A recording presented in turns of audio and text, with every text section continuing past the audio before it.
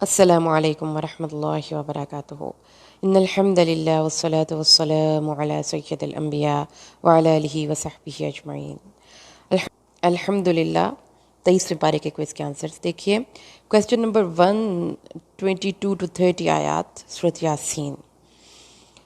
سورۃ یاسین میں اللہ نے جو ہم پیچھے پڑھ رہے تھے، دیکھیے کہ اس میں ہم نے یہ دیکھا تھا کہ شہر کے دوسرے کنارے سے ایک شخص دوڑتا ہوا آیا اور اس نے آ کر جو جھٹلانے والے تھے ان کو سمجھانے کی کوشش کی کہ ان نبیوں کے پیچھے چلو جو تم سے کچھ نہیں مانگتے اور تمہیں ڈیلیور کر رہے ہیں، تمہیں خیر خواہی کر رہے ہیں۔ تو جسے پتہ یہ چلتا ہے کہ اگر آپ نیکی کے راستے کو ریکمینڈ بھی کسی کو کر دیتے ہیں، آپ خود عمل کر رہے ہیں اور دوسروں کو بھی اس کو ریکمینڈ کر دیتے ہیں، سفارش کر دیتے ہیں کسی اچھے انسان کی، تو وہ بھی بہت بڑی نیکی ہے۔ جیسا کہ سورۃ یاسین میں اس مقام پر اس نے اپنے نبیوں کے بارے میں اچھے الفاظ کا استعمال کیا اور اپنی قوم کو نیکی کے راستے پر چلنے کی ترغیب دی، دعوت دی، ریکمینڈ کیا، تو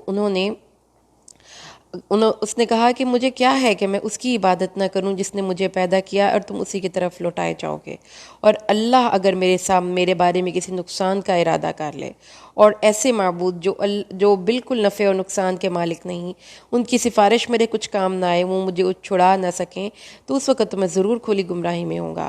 تو بے شک میں تمہارے رب پر ایمان لایا ہوں، تو میری بات سنو۔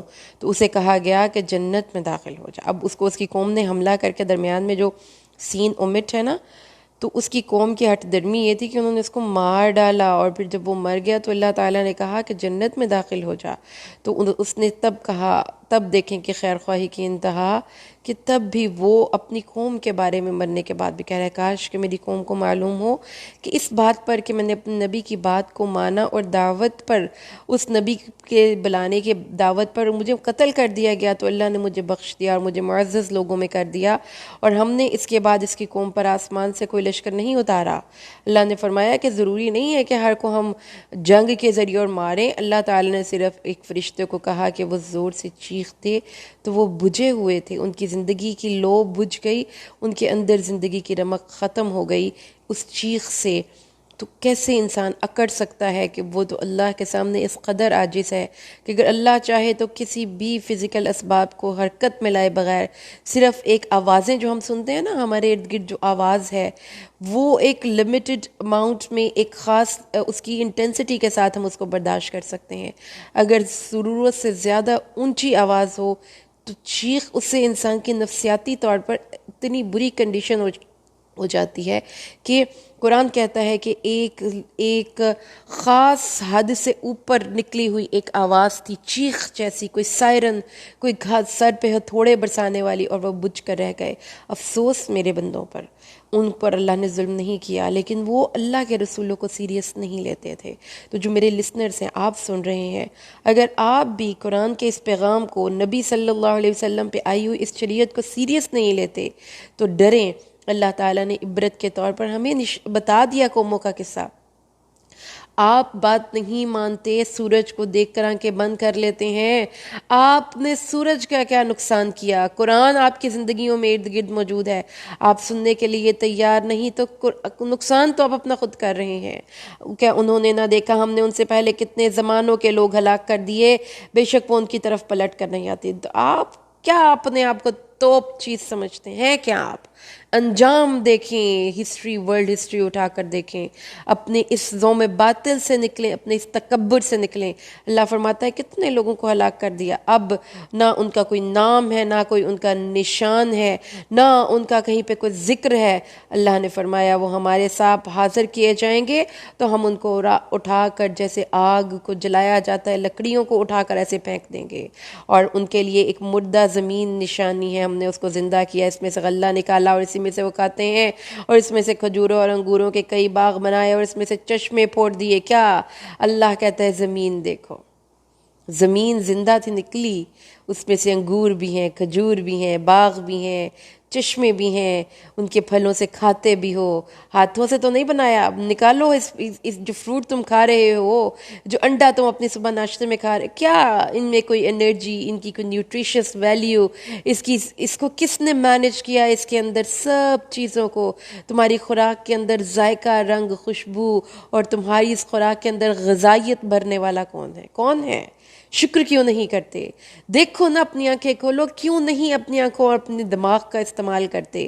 سبحان الذی خلق الازواج کلھا، پاک ہے وہ ذات جس نے ہر چیز کے جوڑے بنا دیے، اس سے بھی جو زمین اگاتی ہے اور اس سے بھی جو ان کی اپنی جانوں کے اندر ہیں.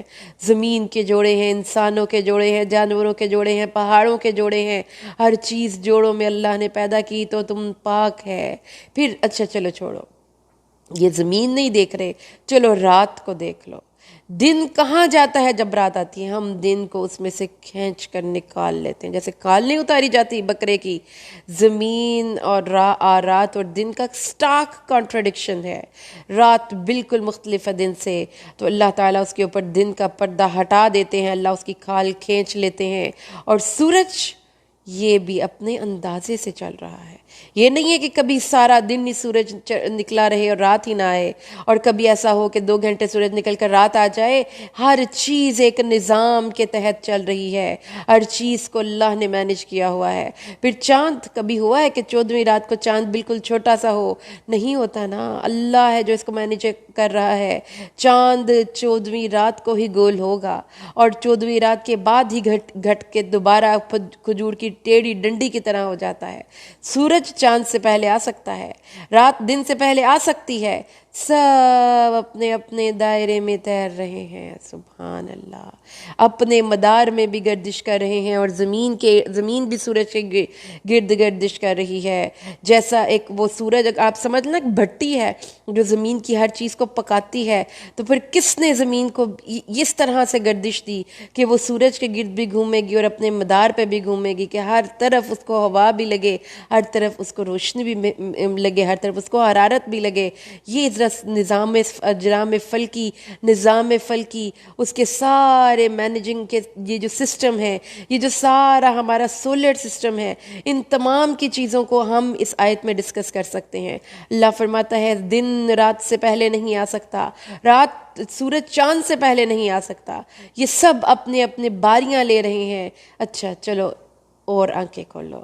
ایک نشانی ہے، ہم نے ان کی نسل کو ایک بھری ہوئی کشتی میں سوار کیا، ہم نے ان کے لیے اس جیسی کئی اور سواریاں بنائیں. یعنی کشتی تو اس وقت لوگوں کی نظر میں تھی، اس کے علاوہ اب ہوائی جہاز ہے، اب اس کے علاوہ یہ بلٹ ٹرینز ہیں. اللہ نے فرمایا کئی کشتیاں ہیں جن پر وہ سوار ہوتے ہیں. اگر ہم چاہیں تو وہ کشتیاں غرق ہو جائیں. گہرے پانیوں میں، سمندروں کے اندر جب چلے جاتے ہو، کشتی زمین اس سمندر کے اندر غرق ہو جائے، اور اس وقت وہ چیخیں چلائیں تو کوئی ان کی آواز بھی سننے والا نہ ہو، ان کے سارے سسٹم تباہ و برباد ہو جائیں، اور وہ نہ ہم سے کوئی بچائے جائیں. یاد رہے گی نا وہ بات جو ٹائٹینک کے ساتھ ہوئی تھی، جس کے مالک نے کہا تھا کہ اس کو تو اللہ بھی نہیں کچھ کر سکتا. آپ نے دیکھا ہوگا وہ جو سیلاب میں، آپ سب نے تقریباً وہ ویڈیو دیکھی ہوگی جو پاکستان میں آیا تھا، کہ لمحوں میں ایک اتنا بڑا ہوٹل زمین بوس ہو گیا. اللہ فرماتے ہیں ہم چاہیں تو ان کو لمحوں میں غرق کر دیں، لیکن یہ ہماری رحمت ہے کہ ہم انسانوں کی بدتمیزیوں کے باوجود، اللہ کی ناشکریوں اور نافرمانیوں کے باوجود ان کو ایک وقت تک کی مہلت دیتے ہیں. اور جب ان سے کہا جاتا ہے بچو اس عذاب سے جو تمہارے آگے ہے اور تمہارے پیچھے ہے، تاکہ تم پر رحم کیا جائے، اس کے لیے کام کرو، اللہ سے ڈرو. اور ان کے پاس ان کے رب کی نشانیوں میں سے کوئی نئی نشانی نہیں آتی مگر اعراض کرتے ہیں. کوئی آیت اللہ کی پڑھی جاتی ہے، کوئی نشانی آ جاتی ہے تو بالکل اس کو فوکس ہی نہیں کرتے. They turn deaf ear to and they damn care. اللہ فرماتا ہے جب ان سے کہا جاتا ہے خرچ کرو وہ جو اللہ نے تمہیں دیا ہے اس کی مخلوق میں، تو کہتے ہیں بھئی جن کو اللہ نے خود کھلانا ہوتا ان کو خود دے دیتا، ہم کیوں ان پہ خرچ کریں؟ اگر ہم ان لوگوں کو کیوں کھلائے جن کو اگر اللہ چاہتا تو خود کھلا دیتا؟ تم گمراہی میں ہو، کیوں تمہارے مال میں حق ہے؟ یہ مال جو تمہیں مل گیا یہ اللہ دیکھنا چاہتا ہے کہ دیتے ہو کہ سنبھال کے رکھتے ہو، تمہیں کنجوسی تو نہیں کرتے؟ اور پھر بے باکی کا عالم ہے۔ دیکھیے کیریکٹر قرآن کیسا پیش کر رہا ہے، وہ جو ہٹ درم ہے، وہ جو ڈھٹائی کے ساتھ برائی کرتے ہیں، وہ جو اللہ کے حکموں کی دھجیاں اڑاتے ہیں، وہ جو کائنات کے سلسلے سے آنکھیں بند کر کے زندگی گزار رہے ہیں، وہ کہتے ہیں یہ وعدہ کب پورا ہوگا اگر تم سچے ہو؟ کون سا وعدہ؟ یہ قیامت کا وعدہ، یہ عذاب کا وعدہ، یہ اللہ تعالیٰ کی وعید، یہ کب وعیدیں پوری ہوں گی؟ اللہ فرماتے ہیں کیا انتظار کر رہے ہیں وہ؟ کس چیز کا انتظار کر رہے ہیں؟ اللہ کی رحمت کو تو یہ اپنی زندگیوں میں سے باہر نکال چکے، وہ نہیں انتظار کر رہے مگر ایک ہی چیخ کا، ایک ہی چیخ کا۔ یاد رکھیے کہ وہ ایک ایسی آواز ہوگی جو کانوں کو اتنی بھدی لگے گی اور اس کا ان کے دماغ پہ اتنا برا اثر ہوگا کہ اللہ تعالیٰ نے فرمایا کہ انسان کو ہر چیز بھول جائے گی اور وہ اس آواز کے پیچھے چل پڑے گا، سور میں پھونکا جائے گا۔ تو انسان اس وقت سب سے پہلا عذاب جو انسان کو اس قیامت کا دن آئے گا وہ بے حد ناگوار اور اونچی شور والی آواز کا ہوگا، چیخ کا ہوگا جو انہیں پکڑ لے گی جبکہ وہ جھگڑ رہے ہوں گے۔ دیکھا ہے نا کہ جب کوئی لوگ 4 5 7 8 لوگ مل کر چیخ رہے ہوں تو جب آپ اس جگہ سے آتے ہیں تو آپ کے سر میں کتنی درد ہو رہی ہوتی ہے۔ اور اگر مسلسل یہ کوئی لوگ اس طرح کی شور والی ایٹماسفیئر میں رہیں تو ان کی میموری لاس ہو جاتی ہے، وہ نفسیاتی طور پر ان کے اندر فوکس کی ایبلٹی ختم ہو جاتی ہے۔ تو یہ اللہ فرماتا ہے جب وہ جھگڑ رہے ہوں گے تو نہ ہی وہ یہ طاقت رکھیں گے کہ وہ وصیت کر سکیں، یعنی ان کے دماغ کے اوپر اس چیخ کا ایسا اثر ہوگا کہ ان کو بھول جائے گی، ان کی میموری میں ان کو فوکس نہیں کر پائیں گے اس چیخ کی وجہ سے، اور ان کو پتہ ہی نہیں چلے گا کہ ان کے گھر کدھر ہیں، وہ ان کا دماغ کام کرنا چھوڑ دے گا اور پھر سور میں پھونکا جائے گا، اور ناگہاں وہ اپنی قبروں سے نکل کر تیزی سے اپنے رب کی طرف دوڑنا شروع کر دیں گے اور کہیں گے ہائے ہماری بربادی۔ یہ جو ہائے کا لفظ ہے نا، اس میں وہ والی ہائے ہے جس میں بین والی ہائے ہوتی ہے، چیخ چیخ کر وہ کہیں گے ہائے ہماری بربادی، کس نے ہمیں ہمارے سونے کی جگہ سے اٹھایا، قبروں سے اٹھا دیا۔ قبروں سے یہ ہے وہ دن جس کا رحمان نے وعدہ کیا تھا اور رسولوں نے سچ خبر سنائی تھی، نہیں ہوگی مگر ایک ہی چیخ۔ سن لیا، بار بار دیکھیں تو آج آپ نے جا کر نا جو آواز ہے نا انسان کس لمٹ تک بیئر کر سکتا ہے اور کس سے اوپر شور پر انسان کے اندر کیا کچھ رونما ہوتا ہے۔ قرآن کہتا ہے وہ اونچی آواز ہوگی، وہ شور ہوگا، وہ ہمارے پاس حاضر ہو جائیں گے۔ تو آج کسی جان پر کچھ بھی ظلم نہیں ہوگا۔ اگر تم دوزخ میں پھینکے گئے ہو تو تم ڈیزرو کرتے تھے، یہ دن تم نے اپنی زندگیوں میں اپنے ہاتھوں سے تحریر کیے ہیں، یہ جو تم نے اپنی تقدیر لکھی ہے اس کے کاتب تم خود ہو۔ آج کسی جان پر کچھ بھی ظلم نہ کیا جائے گا، تمہیں وہی بدلہ دیا جائے گا جو تم کیا کرتے تھے۔ اور اصحاب الجنہ آج شغل میں خوش ہیں، وہ اور ان کی بیویاں گھنے سایوں میں تختوں پر تکیہ لگائے ہوئے ہوں گے، ان کے لیے اس میں پھل اور وہ سب کچھ ہے جو وہ طلب کریں گے، اور ان پر ان کے رب کی طرف سے سلامتی کا پیغام آئے گا۔ ان کو 21 توپوں کی سلامی دی گئی ہے، ان کو سلوٹیں دی گئی ہیں، اور سلام قولا من رب الرحیم، ان کو اللہ کی طرف سے میڈلز، تمغے دیے گئے ہیں۔ کیوں؟ اللہ کے حکموں کے مطابق زندگیاں گزاری۔ اور اے مجرموں آج تم الگ ہو جاؤ، آج نہیں تم مسلمانوں اور مومنوں کے ساتھ کھڑے ہو سکتے۔ جیسے کسی جگہ پر وی آئی پیز میں سے وہ جو ہوتے ہیں نا دوسرے لوگ جن کے پاس عام ٹکٹ ہوتے ہیں، ان کو کہتے ہیں بھائی آپ کی لائن دوسری ہے، ادھر جا کے کھڑے ہو جائیے۔ آپ اکانومی کلاس کے پیسنجرز ہیں، آپ بزنس کلاس والوں کے ساتھ نہیں کھڑے ہو سکتے۔ اللہ نے فرمایا آج گند یہ جو مجرم ہے، یہ جو کوڑا کرکٹ ہے، ان کو ہم کیسے مسلمانوں کے ساتھ کھڑا کر دیں؟ الگ کھڑے ہو جاؤ۔ تو یہ بذات خود ایک تذلیل ہوتی ہے جب آپ نے کبھی کسی جگہ پر مجرموں کو سائڈ پر لائن میں کھڑا کر دیا جاتا ہے۔ اب ان کے دل کی کیفیت شرمندگی کے ساتھ ساتھ دل پھٹے پڑ رہے ہیں، پتہ نہیں ہمارے ساتھ ہونے کیا والا ہے۔ ہاں جی، فارغ ہو کہ اللہ فرمائے گا ہے بنی آدم، سب سے پہلے تو ان کو ڈانٹ پلائی جائے گی، کیا تم سے میں نے وعدہ نہیں، تمہیں تاکید نہیں کی تھی اے بنی آدم، حکم نہیں بھیجا تھا شیطان کی پیروی نہ کرنا، شیطان کے ساتھ کوئی ایموشنل اٹیچمنٹ نہ رکھنا، شیطان کے وعدوں پر یقین نہ رکھنا، تو وہ تو تمہارا دشمن ہے، اور میری ساتھ میری عبادت اور اطاعت کرنا، میرے حکم ماننا، یہ راستہ سیدھا ہے۔ تو اس شیطان نے تم میں سے اتنی خلقت کو گمراہ کر دیا، اس شیطان نے تم میں سے اتنی خلقت کو گمراہ کر دیا۔ تو آج یہ جو ہم سمجھتے ہیں کہ اتنے لوگوں نے میری ویڈیو دیکھ لی تو میں میں نے کوئی مار کا تیر کر لیا، مار کا سر کر لیا، اور میں نے بڑا کوئی تیر مار لیا، اس نے بڑی خلقت کو اپنے پیچھے لگا لیا تھا، دھوکے کے وعدے دے کر، غلط چوائسز کروا کر۔ اللہ فرماتے ہیں عقل کدھر تھی تمہاری، دماغ کام کیوں نہیں کرتا تھا؟ یہ وہ جہنم ہے جس کا تم سے وعدہ کیا جاتا تھا، دیکھو اس کو۔ اور قرآن میں ایک اور مقام پر اللہ فرماتا ہے جہنم کو دیکھیں گے اور یہ سمجھ لیں گے کہ اس میں گرنے والے ہیں، تو پھر ان کی عالم کیا ہوگا، ان کی پریشانی کا، ان کی خوف کا، ان کو اللہ تعالیٰ اس طرح سے نفسیاتی طور پر پریشان، ان کی کیفیات کا ذکر کر رہا ہے۔ آج اس میں داخل ہو جاؤ، اس جہنم میں کیسے صبر ہوگا، اس جہنم میں کیسے صبر ہوگا کہ جس میں اللہ کے نبی نے فرمایا ایک پتھر پھینکا گیا تھا تو وہ 1000 سال بعد اس کی تہ میں لگا تھا۔ آج اس میں داخل ہو جاؤ، اس بدلے میں جو تم کفر کیا کرتے تھے، آج ہم تمہارے منہوں پر مہر لگا دیں گے، اور آج تمہارے ہاتھ اور تمہارے پاؤں بول کر گواہی دیں گے۔ وہ جو تم کمائی کیا کرتے تھے، کچھ ایسے چلاک ہوں گے اللہ کے سامنے جا کر بھی چلاکیاں دکھانے سے باز نہیں آئیں گے، اپنے نامہ اعمال پہ لکھی گئی تحریروں کو دیکھ کر مکر جائیں گے، کہیں گے ہم نے نہیں کیا۔ پھر اللہ ان کے ہاتھ اور پاؤں کو حکم دے گا، وہ گواہی دیں گے اس غلط کام کی۔ اور اگر ہم چاہتے تو ان کی آنکھیں مٹا کر ملیا میٹ کر دیتے، وہ کیسے راستے کی طرف بڑھ سکتے ہیں۔ اور اگر ہم چاہیں وَلَوْ نَشَاءُ لَمَسَخْنَاهُمْ، ہم ان کو ان کی جگہوں پر ہی ان کی صورتیں مسخ کرتے ہیں۔ کیا سمجھتے ہو؟ اللہ کی طاقتوں کو انڈر ایسٹیمیٹ کرتے ہو؟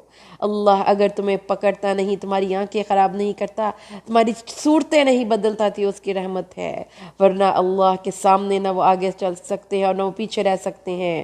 وَمَا عَلَّمْنَاهُ الشِّعْرَ، ہم نے اس کو کوئی شعر نہیں سکھایا اور نہ ہی یہ اس کے لائق ہے۔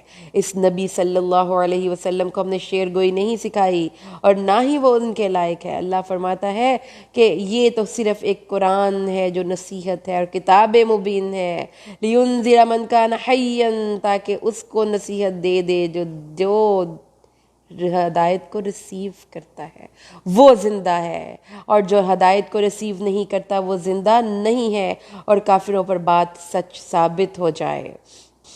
کیا انہوں نے نہیں دیکھا کہ ہم نے وہ چیزیں جو انہوں نے اپنے ہاتھوں سے بنائی تھیں، ہم نے پیدا کی ہیں، وہ ان کے مالک ہیں، اور ہم نے ان کو ان کے تابع کر دیا تو اس کی وہ سواری ہیں، اور بعض کو وہ کچھ کھاتے ہیں جانور۔ اللہ نے فرمایا کہ یہ ہے وہ، اس لیے اے نبی ان کی باتیں تمہیں نقصان یا خوف زدہ نہ کریں، ہم جانتے ہیں جو وہ چھپاتے اور وہ ظاہر کرتے ہیں۔ انسان ہم نے تمہیں کیسے پیدا کیا، ایک نطفے سے، اور تو کھلا کھلا جھگڑا کرنے والا بن گیا اچانک۔ اللہ فرماتا ہے اور ہماری پیدائش اور اپنی پیدائش بھول کر کہنے لگا مجھے کون زندہ کرے گا جب میں ہڈیاں ہو جاؤں گا اور وہ گل جائیں گی۔ اللہ فرماتا ہے ان کو کہو جس نے تمہیں عدم سے وجود بخشا، اب تو ہڈیاں بھی تو موجود ہیں نا، پہلے تو کچھ بھی نہیں تھا اور تمہیں بنا دیا تھا، کیوں عقل سے کام نہیں لیتے؟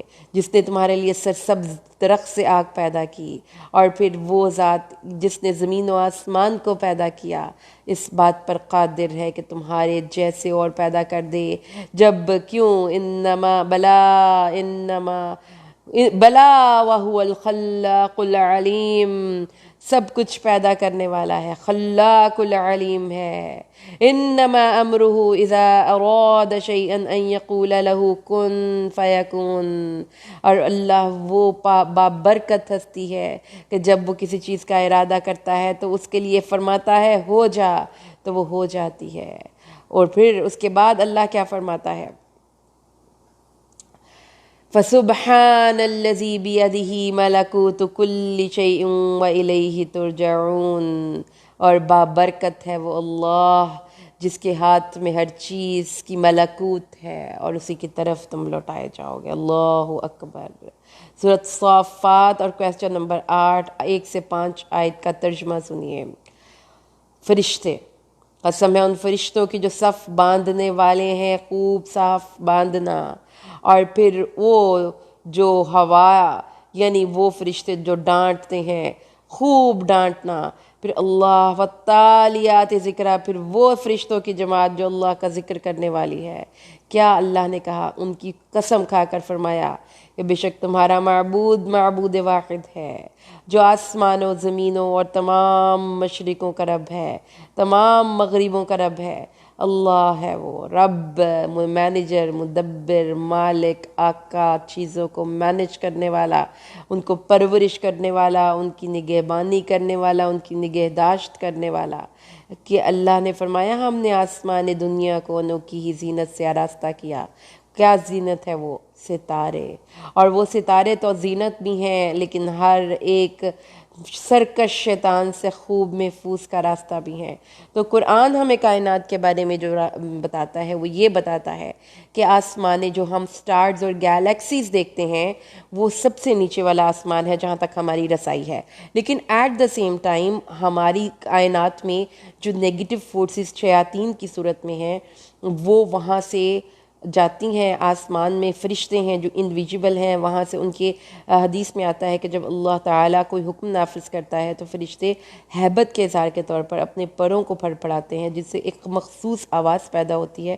اور جب قرآن کے نزول سے پہلے کچھ شیاطین جنات آسمان میں ٹوک پر چھپ کر بیٹھ جاتے تھے، پھر وہاں سے وہ کچھ باتوں کو چکتے تھے اور وہاں سے پھر وہ لا کر زمین میں ان کاہنوں کے سپرد کرتے تھے جن کے وہ جنات قابو میں ہوتے تھے۔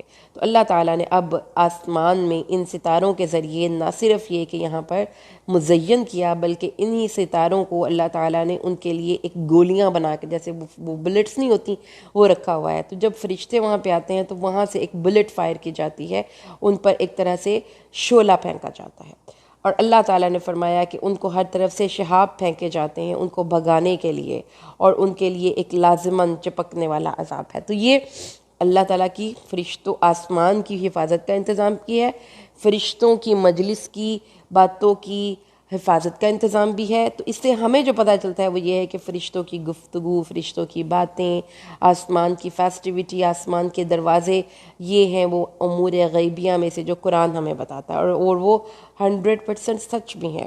اچھا، اس کے بعد اگلا کویسچن ہمارے کوئز میں آ گیا 6 to 10۔ اللہ تعالیٰ نے پھر فرمایا جب کوئی اس کو اچکتا ہے تو اس کو شعلہ چمکتا ہوا اس کے پیچھے لگتا ہے۔ کویسچن نمبر 10 ہے اور ہماری 15 to 23 آیت کریمہ ہے۔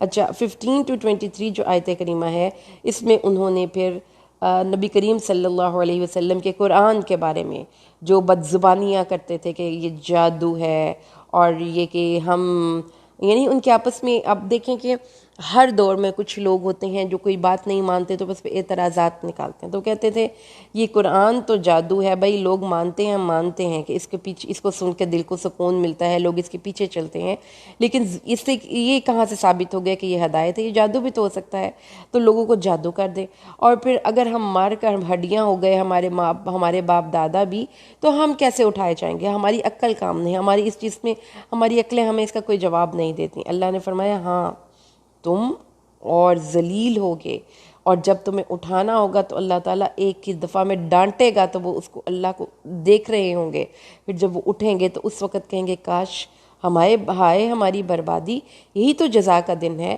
تو اللہ فرمائے گا ہاں یہی فیصلے کا دن ہے جسے تم جھٹلایا کرتے تھے۔ تو اللہ تعالیٰ نے فرمایا کہ آج اکٹھا کرو ان لوگوں کو جنہوں نے ظلم کیا، ان کے جوڑوں کو اور ان کو بھی جن کی وہ عبادت کیا کرتے تھے اللہ کے علاوہ، اور ان کو جہنم کی راہ پر لے چلو۔ اس کے بعد جو اگلا جو ہمارا کوئز کا کویسچن بن رہا ہے وہ ہے 27 آیت کریمہ سے کہ جب دوزخی دوزخ میں چلے جائیں گے، جہنم کا آپس میں گفتگو کرنا، اس سے اللہ تعالیٰ نے یہ ذکر فرمایا ہے۔ وہ ایک دوسرے کی طرف گفتگو کریں گے اور کہیں گے، یعنی کمزور اور پیروی کرنے والے اب اپنے سرداروں کو لعنت ملامت کر رہے ہیں، اور انہیں کہہ رہے ہیں کہ تم ہمارے پاس دائیں سے آتے تھے، بائیں سے آتے تھے، تو تم کو خود بھی تو ان کے سردار ان کو 5 جواب دیں گے، یعنی کہ اپنے سرداروں کو جا کر وہ پوچھیں گے، ان کو لعنت ملامت کریں گے، تو سردار پہلا جواب یہ دیں گے کہ دنیا میں ہم تمہارے کفر کا سبب نہیں تھے، اپنی مرضی سے تم ہمارے پیچھے چلے تھے، نہ ہماری ذات ہم نے تمہیں کوئی زبردستی اپنی طرف نہیں بلایا، اور یہ کہ تم خود ہمارے پیچھے رہنے والے تھے۔ اور پہلا جواب اور دوسرا جواب کہ ہمارا تم پر کوئی غلبہ نہیں تھا کہ جو ہم تمہیں کفر پر قائم رہنے پر مجبور کر سکتے، مرضی سے چلے ہو۔ تیسرا تھا کہ اچھا اب ہم دونوں پر عذاب ہے، تو پھر اب ہم تم پہ اگر تم نے ہماری پیروی کی ہے تو ہمیں بھی تو عذاب ہو رہا ہے، ہم کون سا کوئی جنت میں گئے ہوئے ہیں کہ تم ہم سے مطالبہ کر رہے ہو یا ہم سے سوال جواب کر رہے ہو، اور ہم گمراہ تھے تو تمہیں بھی گمراہ کیا۔ تو یہ چیز انہوں نے کہا کہ اللہ تعالیٰ بتا رہا ہے کہ وہ آپس میں بلیم گیم کریں گے، ایک دوسرے کے سوال جواب کریں گے، آج وہ عذاب میں مشترک ہیں، اور مجرموں کے ساتھ ہم ایسا ہی بدلہ دیا کرتے ہیں۔ جب انہیں کہا جاتا تھا لا الہ الا اللہ تو وہ تکبر کرتے تھے، تو لا الہ الا اللہ کا اقرار کرنے کو وہ چھوڑ دیتے تھے اور تکبر کرتے تھے۔ اب ان کے برخلاف اللہ تعالیٰ کے نیک بندوں کا ہم تذکرہ پڑھیں گے آیت نمبر 40 سے۔ ہاں، اللہ کے خالص کیے ہوئے بندے، اللہ کے خالص کیے ہوئے بندے، اللہ اس کو کوئی بھی ابلیس بھی اس دنیا میں ٹھوک بجا کر آگے سے پیچھے سے آ کر ان کو گمراہ کرنے کی کوشش میں بری طرح سے ناکام ہوا ہے۔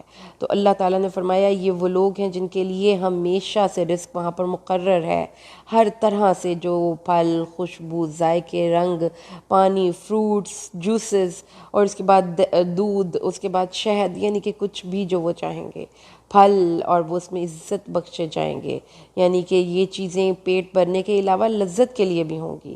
تو اللہ تعالیٰ نے فرمایا کہ اس میں ان کی اکرام ہوگا۔ تو جو ایک چیز آپ پریزنٹ کرنا اور ساتھ عزت سے پیش کرنا، یہ دو چیزیں ہوں گی، اور نعمتوں والی باغات میں جس میں کوئی فقر نہیں، کوئی فاقہ نہیں، کوئی بیماری نہیں، کوئی خوف نہیں، کوئی بغض نہیں، کوئی عداوت نہیں، کوئی غم نہیں، نہ وہاں پہ نہ کوئی نعمت کو زوال ہے اور نہ ہی موت ہے، اور وہ تختوں پر آپس میں ایک دوسرے کے سامنے تکیہ لگا کر بیٹھے ہوں گے، آمنے سامنے بیٹھے ہوں گے، جس سے پتہ یہ چلتا ہے کہ ان کے دلوں میں حسد بغض بھی نہیں ہوگا، اور وہ ایک دوسرے کی طرف پیٹھ بھی نہیں کریں گی۔ دل کی صفائی، باہمی محبت، اور چہرے تازہ اور روشن، اور ان کے اوپر پھر صاف بہتی ہوئی شراب کا جام پلایا جائے گا، اس میں محفل ہوگی احباب کی، سرور ہوگی، شراب ہوگی، غلمان ہوں گے، اور وہ ان پر چکر لگائیں گے، اور وہ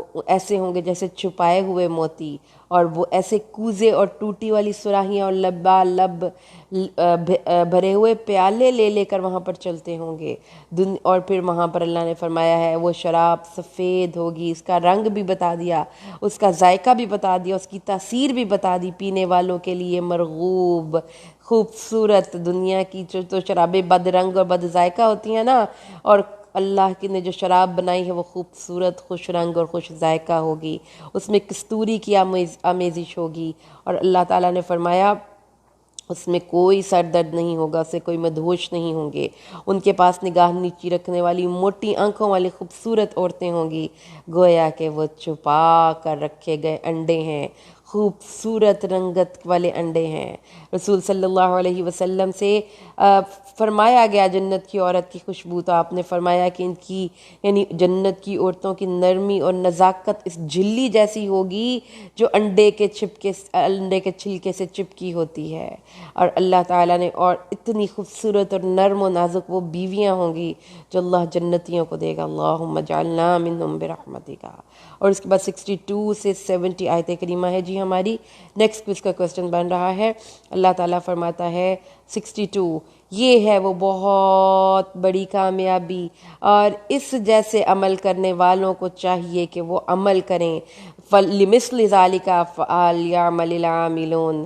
اللہ نے فرمایا یہ مہمانی بہتر ہے، یہ زقوم کا درخت، اس کو ہم نے ظالموں کے زقوم کا درخت کون ہے؟ یہ زقوم کا درخت گناہگار کا کھانا ہے، پگھلے ہوئے تانبے کی طرح پیٹوں میں کھولتا ہوگا اور گرم پانی کے کھولنے کی طرح۔ اور پھر اے گمراہ ہو تم یقیناً تھور کے درخت سے کھانے والے ہو۔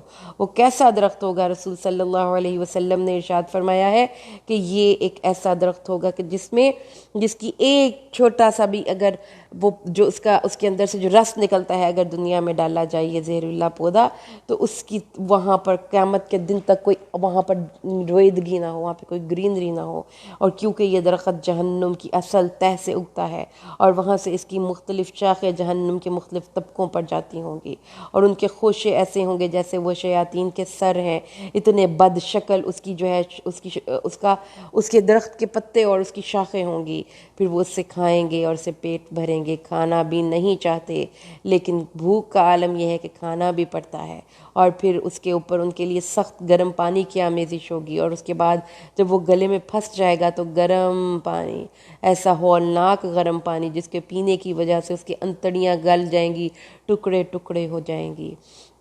اور اللہ تعالیٰ نے فرمایا پھر وہ درخت کا پھل کھا کر واپس دوزخ کی آگ کی طرف لے کر جایا جائے گا، کیونکہ انہوں نے اپنے آباء و اجداد کو گمراہ پایا تو وہ انہی کے قدموں کے نشانوں پر دوڑتے رہے، اس لیے وہ دوزخ میں گئے کہ اپنے آباء و اجداد کے برے اپنی عقائد کو انہوں نے اصلاح نہیں کی ہے۔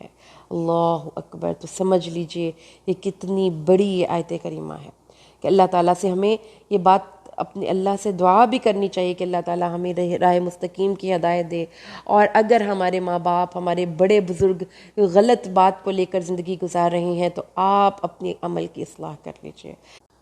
کوئز کو کویسچن نمبر 13 دیکھیے، 83 to 98 آیات ہیں اس میں۔ حضرت ابراہیم کا ذکر ہے، اور اس گروہ میں ابراہیم بھی تھا۔ اللہ تعالیٰ مختلف انبیاء کا ذکر کر رہے ہیں۔ ابراہیم علیہ السلام جب اپنے رب کے پاس ہر قسم کے شرک، شک، منافقت، حسد، بغض، سرکشی اور ہر روح سے پاک لے کر دل نہایت خالص عاجزی کے ساتھ حاضر ہوا، اور جب کہا اس نے اپنی باپ اور اپنی قوم سے تم کس کی عبادت کرتے ہو؟ ان معبودوں کی جو اللہ کے علاوہ ہیں، اور تم جہانوں کے رب کے بارے میں تمہارا کیا گمان ہے؟ تو انہوں نے ستاروں پر ایک نگاہ ڈالی۔ اب اس میں کیا تھا کہ وہ ستارہ پرست تھے۔ حضرت ابراہیم نے ستاروں کو دیکھا تو ان کو لگا کہ انہوں نے ستاروں سے کوئی شگون لیا ہے، اور انہوں نے کہا اچھا مجھے لگتا ہے کہ میں بیمار ہوں، یعنی کہ عموماً ہر انسان کی طبیعت کچھ نہ کچھ خراب ہوتی ہے، تو وہ ان کے ساتھ حضرت ابراہیم کو ساتھ لے کر نہیں گئے، وہ کچھ میلے میں گئے۔ تو پھر جب وہ چلے گئے، ابراہیم بالکل اکیلے اپنی قوم میں رہ گئے، تو وہ چپکے سے ان کے معبودوں کی طرف گئے، اور پھر جب ان کے سامنے جو چڑھائے ہوئے تھے ان کو دیکھ کر مذاق والے انداز میں کہنے لگے تم کھاتے کیوں نہیں، تم بولتے کیوں نہیں؟ پھر ان کو دائیں ہاتھ سے مارتے ہوئے ان پر پوری قوت سے بل پڑے، یعنی ان کو مارا، ان کو توڑ ڈالا، ان کے بت خانے میں ایک طرح سے غدر مچا دیا اور چیزوں کو توڑ پھوڑ دیا، جیسا کہ وہ کسی کے گھر میں چیزوں کو ادھر ادھر کر دیا، کسی کو پھینک دیا، کسی کو گرا دیا، کسی کو توڑ دیا، جو ان کی ایک ترتیب تھی اس کو خراب کر دیا، اور اپنے گھر چلے گئے۔ جب وہ لوگ واپس آئے اور انہوں نے یہ بھگدڑ مچی ہوئی دیکھی، وہاں پہ غدر مچا ہوا دیکھا، تو وہ دوڑتے ہوئے آئے اور انہوں نے حضرت ابراہیم کو پکڑ لیا، اور انہوں نے کہا حضرت ابراہیم کو کہ تم نے یہ کام غلط کیوں کیا ہے؟ تو حضرت ابراہیم نے کہا کہ اس لیے کیا ہے کہ تمہیں بتا دوں کہ یہ بت بھی اپنے نفع نقصان کے مالک نہیں، اپنا خود حفاظت نہیں کر سکتے، کیونکہ تم نے ان کو اپنے ہاتھ سے تراش رکھا ہے، یہ بے جان مورتیاں ہیں۔ انہوں نے کہا اب دیکھیں کہ بات تو حقیقت تھی، حضرت ابراہیم نے اپنا پوائنٹ بھی بڑا واضح اسٹیبلش کر دیا، جو کہنا چاہتے تھے وہ پریکٹیکل کر کے بتا دیا۔ اللہ ہی ہے جس نے تمہیں پیدا کیا اور ان کو جو تم سے پہلے تھے۔ تو انہوں نے بجائے اس کے کہ اس سچی بات پر عمل کریں، انہوں نے کہا ایک عمارت بناؤ اور اس میں ابراہیم کو پھینک دو، بھڑکتی ہوئی عمارت میں، اور ہم نے ان کے ساتھ ایک چال چلنے کا ارادہ کیا اور انہی کو نیچا کر دیا۔ اس نے کہا بے شک میں اپنے رب کی طرف جانے والا ہوں اور وہ مجھے ضرور راستہ دکھائے گا۔ تو اللہ نے، آپ کو پتہ ہے کہ وہ کیا تھا، ان کو آگ سے اللہ نے نجات دے دی، اور اللہ نے کہا یا نار کونی بردن وسلاما علی ابراہیم۔ تو اللہ تعالیٰ نے ابراہیم کی آزمائش کا ذکر کیا، اور انہوں نے اس کے ساتھ ایک چال چلی اور ہم نے اس کو سب سے نیچا کرنے والوں میں کر دیا۔ پھر اس کے بعد اللہ تعالیٰ نے ان کو نیک بیٹا دیا جو اسماعیل علیہ السلام تھے۔ اللہ نے اس کو ایک بہت ہی بردبار، بہت ہی نیک، بہت ہی تحمل والے لڑکے کی خوشخبری سنائی۔ جب وہ ان کے ساتھ دوڑ دھوپ کی عمر کو پہنچ گیا، یعنی حضرت ابراہیم کا وہ بیٹا جوانی کی عمر کو پہنچ گیا ہے، دوڑ دھوپ اس کے ساتھ کام کر سکتا ہے، تو انہوں نے خواب میں، جو کہ اللہ کی طرف سے ان کو وحی تھی، اللہ کی طرف سے ایک حکم تھا، یہ خواب اپنے بیٹے کو سنائی کہ اے بیٹے میں خواب دیکھتا ہوں کہ میں تجھے ذبح کر رہا ہوں، تو تیرا کیا خیال ہے؟ تو انہوں نے کہا کہ آپ کو جو حکم ملا ہے ابا جان کر گزری، آپ انشاءاللہ مجھے صبر کرنے والوں میں پائیں گے۔ اور جب ان دونوں نے اللہ کا حکم مان لیا اور اس کو زمین پر پیشانی کے بل لٹا دیا، یعنی حضرت ابراہیم علیہ السلام نے ان کو پیشانی منہ نیچے کر کے اور وہ اس کو زمین کے بل زمین پر لٹا کر اس کو ذبح کرنے کی کوشش کی، لیکن کتنی دفعہ کی کوشش کے باوجود وہ ذبح کرنے میں ناکام رہے۔ تو پھر اللہ نے ان کو آواز دی اور کہ اے ابراہیم تو نے اپنے اس خواب کو سچا کر دکھایا۔ اور اس کے بعد وَفَدَيْنَاهُ بِذِبْحٍ عَظِيمٍ، اور پھر ہم یہ بہت بڑی آزمائش تھی کہ تم نے اس آزمائش پہ بھی سرخرو ہوئے، اور ہم نے اس کے فدیے میں ایک بہت بڑا ذبیحہ دیا جو ایک مینڈھا تھا جو ابراہیم علیہ السلام نے اللہ کے حکم سے قربان کر دیا۔ اس کے بعد ہم نے یہ بات اس کے پیچھے آنے والوں میں یہ تذکرہ چھوڑ دیا، جس سے پتہ یہ چلتا ہے کہ جو بات اللہ تعالیٰ چاہتا ہے کہ لوگوں تک پہنچے وہ بات اللہ محفوظ کر لیتا ہے، اور جو بات اللہ چاہتا ہے کہ لوگوں کے دماغ اور دل سے نکل جائے اللہ وہ بات لوگوں کے دماغ اور دل سے محو کر دیتا ہے۔ اس ابراہیم پر سلام ہو، ہم نیکی کرنے والے کو ایسا ہی بدلہ دیا کرتے ہیں۔ اس کے بعد آگے چلیں تو ہمارے پاس آیت نمبر 112 اور 114 آ جاتی ہے، جس میں حضرت ابراہیم حضرت اسماعیل کا ذکر ہے، اور اللہ تعالیٰ نے فرمایا اور ہم نے موسیٰ اور ہارون پر بھی احسان کیا، اور ہم نے ان دونوں کو اور ان کی قوم کو کرب عظیم سے نجات دی، اور ہم نے ان کی مدد کی تو وہ وہی غالب ہے، اور ہم نے ان کو سیدھے راستے کی ہدایت بھی دی تھی، اور ہم نے ان کے پیچھے رہنے والوں میں یہ بات بھی چھوڑی کہ موسیٰ اور ہارون پر اللہ کی طرف سے سلام ہو، یعنی آپ کہہ لیں کہ یہ ایک ایوارڈ شو ہے، اور ان کو سلوٹ، ان کو اللہ تبارک و تعالیٰ کی طرف سے تمغے مل رہے ہیں، میڈلز مل رہے ہیں۔ اس کے بعد 139 آیت کریمہ پہ آ جائیے، یہ ایک اور اللہ کے نیک بندے کا ذکر یہاں پر آپ پڑھیں گے۔ آیت نمبر 139 اللہ تبارک و تعالیٰ ارشاد فرماتے ہیں، اور یونس بھی ہمارے رسولوں میں سے تھا، یونس بن متی آیا ہے کہ حضرت یونس علیہ السلام جو تھے وہ اپنی قوم کو ڈر سنا رہے تھے، قوم ان کی بات نہیں مانی تو آپ غصے میں اس قوم کو چھوڑ کر اللہ کی حکم یا اجازت سے پہلے ہی نکل کر ایک کشتی میں بڑی ہوئی کشتی میں سوار ہو گئے اپنی قوم سے ناراض ہو کر، اور پھر وہ کشتی ہچکولے کھانے لگی، اور اس کے بعد انہوں نے قرعہ اندازی کی تو حضرت یونس کا 3 دفعہ قرعے میں نام نکلا۔ لوگوں نے ان کو اٹھا کر سمندر میں پھینک دیا کہ بھئی ہماری کشتی کا بوجھ ہلکا کریں، زیادہ لوگ سوار ہو گئے ہیں، یا ان کا یہ سوچ تھی کہ کوئی غلام اپنے آقا کی اجازت کے بغیر اگر آیا ہو بھاگ کر کشتی میں تو اس کے وبال کی وجہ سے ہماری کشتی ڈوب جائے گی، اس لیے اس غلام کو اس میں پھینک دیا جائے۔ 3 دفعہ کے قرعے کے بعد جب ان کو سمندر میں پھینکا گیا، اب سمندر میں پھینک دینے کی کیفیت کے بعد دیکھیں کہ مچھلی نے ان کو کھا لیا، تو وہ ساری ایک نفسیاتی خوف کی کیفیت اور وہ ساری آپ نے حضرت یونس کے کیریکٹر میں اور اس سچویشن میں امیجن کرنی ہے۔ حضرت یونس کو مچھلی نے نگل لیا تو اس سے پہلے جو کیفیات تھیں، قرعہ اندازی کے وقت خوف، اور پھر اس کے بعد اس کو اٹھانا، اس کو سمندر میں پھینکنا، پھر سمندر کی بے رحم موجوں میں ڈوبتے ہوئے نیچے جانا، پھر مچھلی کا ان کو نگل لینا، پھر انہوں نے اللہ کے ان اندھیروں میں اللہ سے دعا مانگی، لا الہ الا انت سبحانک انی کنت من الظالمین۔ تو اللہ تبارک و تعالیٰ کی یہ تسبیح تکلیف کے وقت اور مصیبت کے وقت ضرور اللہ تبارک و تعالیٰ سے مانگنی چاہیے، اور اللہ تبارک و تعالیٰ کو تکلیف اور سختی کے وقت بھی پکارنا چاہیے۔ اس کے بعد اللہ تعالیٰ نے فرمایا کہ اگر وہ اللہ کی یہ تسبیح نہ کرتا تو وہ مچھلی کا پیٹ اس کی قبر بن جاتا، اور وہ ہمیشہ کے لیے اسی کے پیٹ میں رہتا۔ پھر اللہ نے اس کو وہاں سے مچھلی نے وامٹ کی 40 ڈیز کے بعد، کچھ کہتے ہیں ان کو جا کر اس کے سطح سمندر پر دیکھیں کہ اللہ نے نظام کیسے بنایا کہ مچھلی سے اس کو بچا لیا، پھر اس کو وامٹ کی پانی میں رہنے کی وجہ سے اور مچھلی کے پیٹ میں رہنے کی وجہ سے۔ حضرت یونس بہت کمزور ہو گئے ہوئے تھے، بالکل بہت بیمار تھے، تو پھر اس کے بعد ان کی جلد نرم و نازک ہو گئی تھی۔ اللہ نے خاص احسان فرمایا کہ وہ مچھلی کے پیٹ میں 7 دن یا 3 دن یا 40 دن، بہرحال اللہ تعالیٰ نے یہ مدت ہمیں بتا دی۔ پھر اس کے بعد وہاں پر اللہ تعالیٰ جب وہ وہاں پر ساحل سمندر پر تھے تو پھر اللہ نے کیسے ان کی حفاظت کا انتظام کیا کہ ان کے اوپر ایک یقطین کا پودا یعنی کہ ایسا بیل دار درخت جس کے بڑے بڑے پتے تھے جو ان کے اوپر سایہ کرتا تھا، اور اس طرح سے اس کے اوپر کوئی فروٹ وغیرہ تھا کہ وہ حضرت یونس کو خود بخود جیسے وہ اتنے ویک ہو گئے تھے کہ اٹھ کے کچھ کھا پی نہیں سکتے تھے، ان کے منہ میں خود بخود وہ اس کے جو عرق یا وہ یہ چیزیں تھیں وہ پڑتی، بیل کا تنا اتنا اونچا کر دیا کہ حضرت یونس کا ان پر سایہ بھی ہو گیا، اور وہ اسی نے حضرت یونس کو کھانا بھی دیا، اور اللہ نے اس کو غذا بھی مہیا کی، پھر اللہ نے اس کو درست کیا، اور وہ 1,00,000 یا اس سے زیادہ لوگوں کی آبادی کی طرف پھر رسول بنا کر بھیجے گئے۔ تو یہ اللہ تعالیٰ نے یہاں پر حضرت یونس حضرت کا پورا واقعہ ہم نے پڑھ لیا ہے۔ اس کے بعد جی آگے ہماری سورۃ صاد آ جاتی ہے، اور ہمارا کوئز کا کویسچن نمبر 18 ہے۔ سورۃ صاد کے جو کویسچن نمبر ہے وہ 4 سے 8 تک ہے۔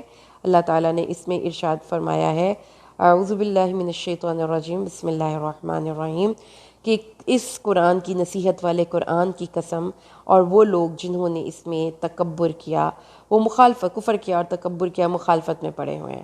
اب یہاں پر ان کے کچھ آپ کہہ لیں کہ اعتراضات ہیں اس قرآن کے بارے میں، نبی صلی اللہ علیہ وسلم کے بارے میں۔ وہ کہتے تھے کہ ان کے پاس انہی میں سے ڈرانے والا کیوں آ گیا، اور انسان کیوں رسول بنا کر آ گیا، یہ جھوٹا ہے۔ اور پھر یہ کہتا ہے کہ سارے معبود ختم، ایک ہی معبود، بڑی تعجب کی بات ہے۔ یعنی ان کی اپنی سوچوں کے مطابق اللہ کو وہ لیتے ہیں، اور سمجھتے ہیں کہ ایک اکیلا بندہ پورا سسٹم مینیج نہیں کر سکتا، تو ایک اکیلا اللہ پورا کائنات کا نظام کیسے مینیج کر سکتا ہے، عجیب بات ہے۔ تو اللہ تعالیٰ کو اپنی سوچوں کے دائروں میں نہیں جج کرنا، اللہ ہماری سوچوں کی وسعتوں سے بہت آگے ہے۔ پھر ان کے سردار جو سرکردہ تھے، انہوں نے جناب ایک پروپیگنڈا شروع کیا کہ دیکھو یہ ہماری سوسائٹی میں اس things are going to fall apart، ہماری اس کے آنے کی وجہ سے ڈس انٹیگریشن ہو رہی ہے، لہٰذا سوسائٹی کو ایک ہی گراؤنڈز پہ ہونا چاہیے، جیسا کوئی پہلے سے لوگ کر رہے ہیں ان کو ویسے ہی کرنا چاہیے۔ اپنے معبودوں پر جا کر جم کر بیٹھ جاؤ اور اس کی بات نہ سنو، اپنی ٹریڈیشنز کو سینے سے لگا لو۔ اور اس کے تو جو بات ہمیں پتہ چلتی ہے وہ کیا ہے کہ نبیوں کا پیغام پروگریشن ہے، نبیوں کا پیغام یہ ہے کہ اپ گریڈیشن کریں، اپنے آپ کو بہتر کریں، پرانے جو آپ کے پاس اصول تھے ان کو چینج کریں، ان نئی باتوں کو اپنی زندگی میں لے کر آئیں۔ اگر غلط بات آپ اپنے پہلے کسی غلط بات کو آپ نے اپنی سوچ بنا رکھا تھا تو اپنی سوچوں کی اصلاح ہر وقت کرتے رہیں۔ انہوں نے کہا کہ یہ تو بہت ہی غلط بات ہے، اور اسی پر بس ذکر اتارا گیا ہے، یعنی کہ ڈیگریڈیشن بھی کر دی، اپنی ٹریڈیشنز پہ بھی اپنے ڈیپ روٹڈ شو کر دیا، اس نبی کی بات نہیں مانی، تکبر کیا، تو اللہ تعالیٰ نے فرمایا پہ اس وجہ سے ان پر عذاب آیا۔ اس کے بعد آپ 12 سے 15 ہمارے پاس آیتیں ہیں جس میں پھر حضرت نوح علیہ السلام کا ذکر آتا ہے۔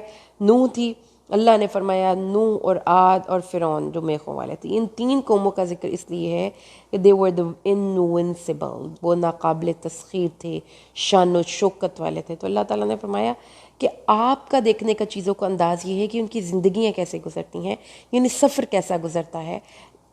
سمود، لوط اور ایکا، یہ لوگ بہت اللہ تعالیٰ نے بتایا کہ ان کی سویلائزیشنز بڑی سٹرونگ تھی، لیکن ان کا جو انجام ہے وہ بڑا غلط ہوا۔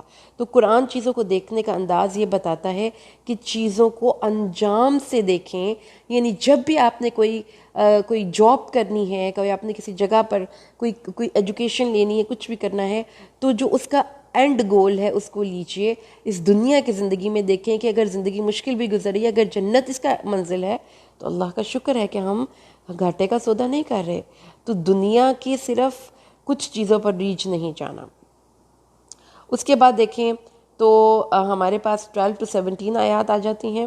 اللہ تعالیٰ نے یہاں پر فرمایا، اب حضرت داود علیہ السلام کا ذکر ہے، ہمارے داود بندے کا ذکر کیجئے جو قوت والا تھا، رجوع کرنے والا، 2 کوالٹیز کہ قوت تھی but at the same time ان کے اندر اللہ کی ذات کے ساتھ رجوع کرنے کا بہت بڑا ایک ایلیمنٹ تھا۔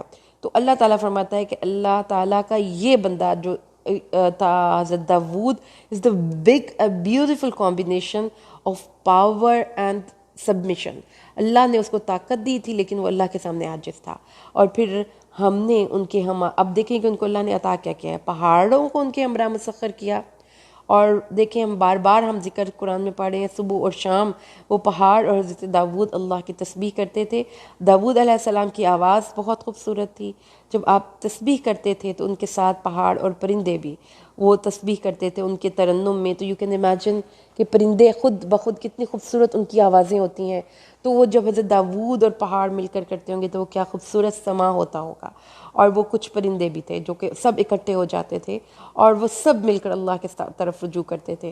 تو صبح اور شام کائنات کی ایک چیز اللہ کی تسبیح کرتی ہے, تو اس سلسلے میں آپ بھی شامل ہو جایا کیجیے. پھر ہم نے اس کو مضبوط سلطنت دی. اللہ تعالیٰ نے حضرت داود کے بارے میں بتایا اور اس کو حکمت اور فیصلہ کن بات دی, یعنی کہ وہ بات بھی بڑی سٹرونگ کرتے تھے. معاملات کی فہم و فراست تھی. یہ اللہ تعالیٰ نے حضرت داود پر اپنی عطاؤں کا ذکر کیا ہے. اچھا, حضرت داود جو تھے, اب ان کی لائف میں آپ دیکھیں کہ آرگنائزیشن دیکھیے کہ وہ صبح و شام اللہ تعالیٰ کی تسبیح کرتے ہیں, وہ صنعت سازی کرتے ہیں, وہ بادشاہ ہیں, وہ حکمت کرتے ہیں, اور ایٹ دا سیم ٹائم وہ بہت بڑے عبادت گزار تھے. آپ کو اس بات کا بھی پتہ ہونا چاہیے.